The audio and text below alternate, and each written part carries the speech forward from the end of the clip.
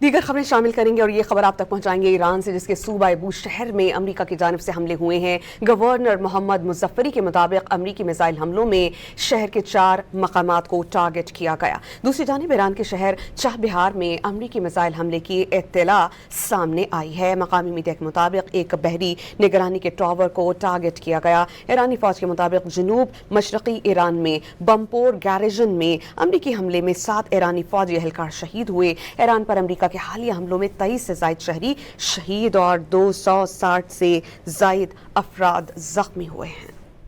दीगर खबरें शामिल करेंगे और ये खबर आप तक पहुंचाएंगे ईरान से, जिसके सूबा बूश शहर में अमरीका की जानिब से हमले हुए हैं। गवर्नर मोहम्मद मुजफ्फरी के मुताबिक अमरीकी मिसाइल हमलों में शहर के 4 मकामात को टारगेट किया गया। दूसरी जानिब ईरान के शहर चाबहार में अमरीकी मिसाइल हमले की इत्तला सामने आई है। मकामी मीडिया के मुताबिक एक बहरी निगरानी के टावर को टारगेट किया गया। ईरानी फौज के मुताबिक जनूब मशरकी ईरान में बमपोर गैरिजन में अमरीकी हमले में 7 ईरानी फौजी एहलकार शहीद हुए। ईरान पर अमरीका के हालिया हमलों में 23 से जायद शहरी शहीद और 260 से जायद अफराद जख्मी हुए हैं।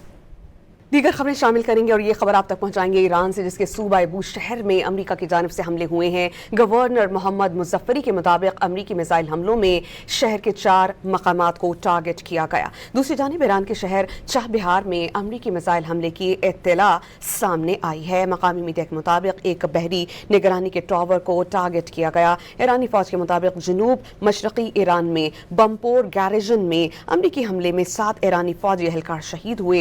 ईरान पर अमरीका के हालिया हमलों में 23 से जायद शहरी शहीद और 260 से जायद अफराद जख्मी हुए हैं।